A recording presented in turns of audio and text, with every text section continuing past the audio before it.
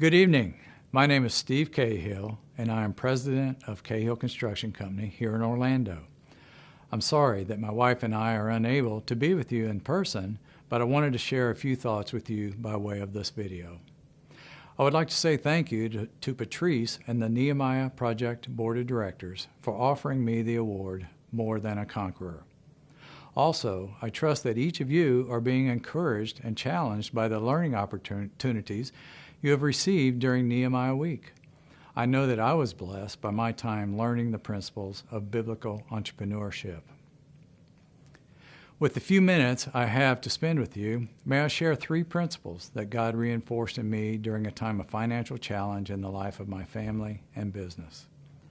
September of 2008 is a time that many of us remember when our businesses began to be pressured by rapidly declining finances and real estate values. As a speculative, upper-end home builder, our company was squarely in the sights of a marketplace where values seemed to be evaporating by the minute. As I became more and more aware that we were not in the midst of a short-term trend, but rather a crisis that could possibly result in the loss of a company we had built for more than 35 years, I began to pray and ask the Lord what He would have me see in the midst of this challenge. The first thought He brought to mind was that I would have to persevere. Romans 5 tells us that we exult in our tribulations, knowing that tribulation brings about perseverance, and perseverance proven character, and proven character hope.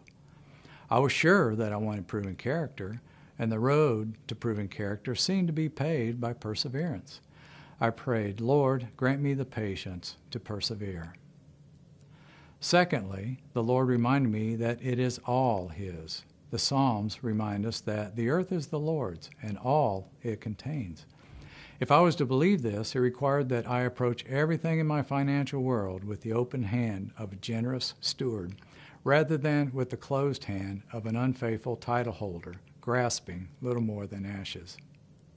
It was very liberating to release these things that were previously held so tightly, but that wasn't everything He seemed to be saying to me.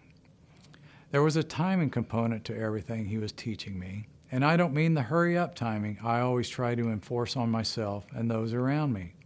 Quite the opposite.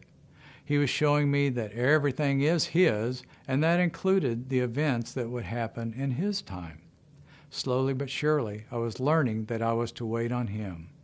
Jeremiah 6:16 tells us to stand by the crossroads and look, and ask for the ancient paths, where the good way is, and walk in it, and you will find rest for your souls.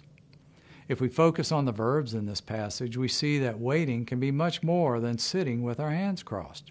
It does, however, require that we begin by stopping. This verse tells us to stop and stand. Then we should look, ask for the good way, then walk in it. The result, you shall find rest for your soul. Even in the midst of a very difficult wilderness challenge, I was able to have peace and find rest for my soul. Perhaps many of you have already learned some of these same principles. But if there is someone who is in the midst of challenge right now, could I encourage you to persevere, knowing that everything is His, while you wait on His timing, and you will find rest for your soul.